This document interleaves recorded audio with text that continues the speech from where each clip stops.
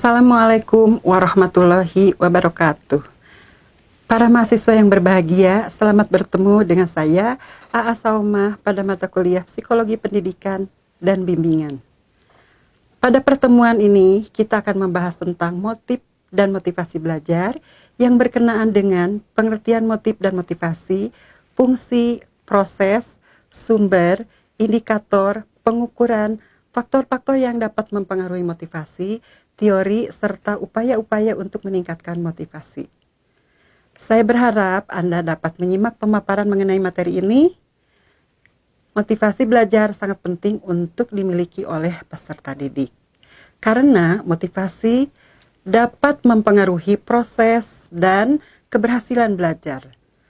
Mari kita simak terlebih dahulu pengertian motif dan motivasi belajar. Motif adalah suatu kekuatan atau power atau tenaga atau force atau daya yang mendorong dan memberi arah terhadap perilaku individu. Sedangkan motivasi adalah suatu keadaan yang kompleks dan kesiapsediaan dalam diri individu atau organisme untuk bergerak ke arah tujuan tertentu, baik disadari maupun tidak disadari. Agar dapat mencapai tujuan tertentu, maka motivasi memiliki dua fungsi utama, yaitu directional function, yaitu fungsi mengarahkan, mendekatkan, atau menjauhkan individu dari sasaran yang akan dicapai, atau yang disebut approach avoidance motives.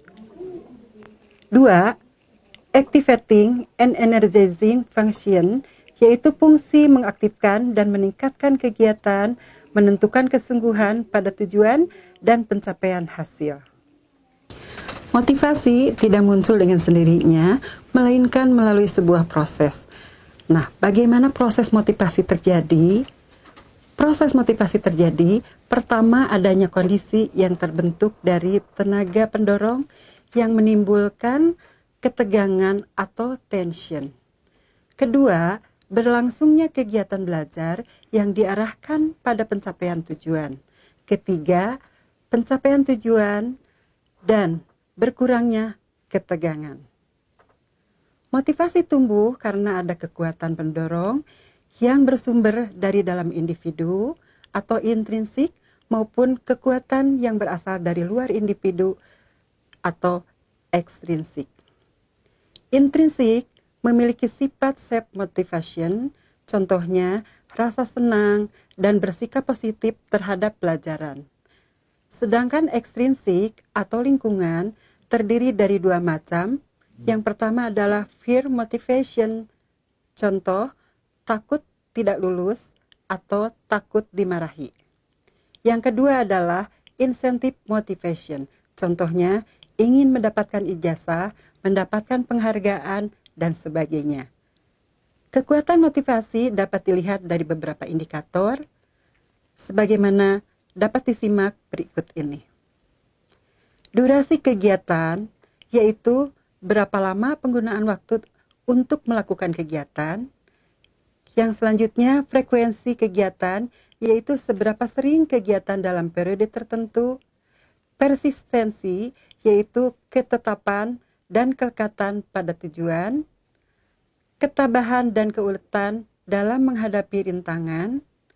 Kemudian devosi atau pengabdian dan pengorbanan meliputi tenaga, uang, dan pikiran. Tingkatan aspirasi yaitu rencana atau target yang hendak dicapai. Tingkatan kualifikasi prestasi atau produk, output yang dihasilkan. Arah sikap terhadap sasaran kegiatan positif atau negatif. Bagaimana motivasi dapat diukur?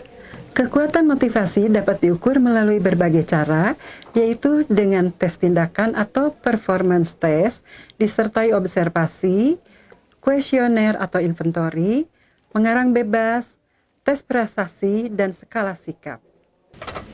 Sementara itu, tingkat motivasi rendah dapat dilihat dari beberapa bentuk, yaitu sebagai berikut.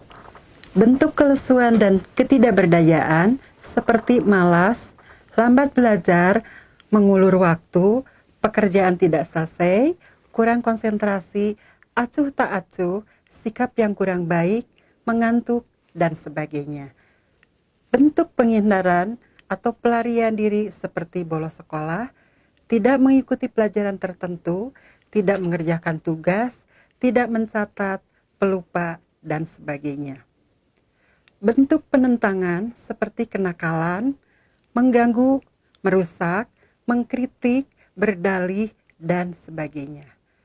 Bentuk kompensasi seperti mencari kesibukan lain di luar pelajaran, mengerjakan tugas lain pada waktu belajar, mendahulukan pekerjaan yang tidak penting, dan sebagainya.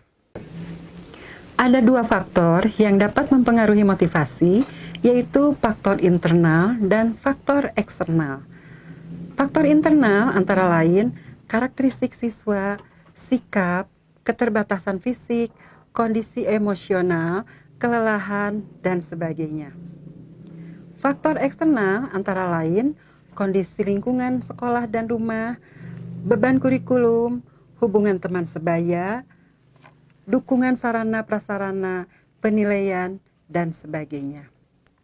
Salah satu teori motivasi adalah teori dari Maslow yang menggambarkan hierarki kebutuhan dasar manusia, yaitu kebutuhan fisiologis, rasa aman dan perlindungan, rasa sayang, penghargaan, serta aktualisasi diri.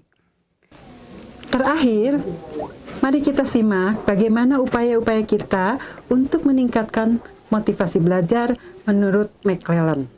1. Penuhi kebutuhan peserta didik. 2. Tetapkan tugas dan tanggung jawab peserta didik. 3. Buat ukuran atau kriteria tentang hasil belajar yang diharapkan. 4. Berikan tugas yang menantang bagi peserta didik. 5. Beri kesempatan untuk sukses. 6. Ciptakan rasa memiliki. 7. Kenali sifat-sifat peserta didik. 8. Pelihara kesehatan dan kebugaran peserta didik. 9. Hindari sugesti dan kondisi yang negatif. 10. Ciptakan situasi kompetisi yang sehat. 11. Adakan pacemaking atas dasar pendekatan-pendekatan pada tujuan. 12. Informasikan hasil kegiatan dan berikan kesempatan untuk mendiskusikannya. 13. Dalam hal tertentu dapat diberikan reward atau insentif, pujian, kesempatan, promosi, dan sebagainya. Dan punishment yaitu hukuman yang pedagogis. Demikianlah pemaparan mengenai konsep, motif, dan motivasi. Pada pertemuan kali ini saya berharap Anda dapat memperdalam materi tersebut dengan cara membaca modulnya, mengerjakan tugasnya, dan berdiskusi dengan dosen dan rekan-rekan Anda. Akhirnya, saya ucapkan terima kasih atas perhatian Anda dan selamat belajar. Wassalamualaikum warahmatullahi wabarakatuh.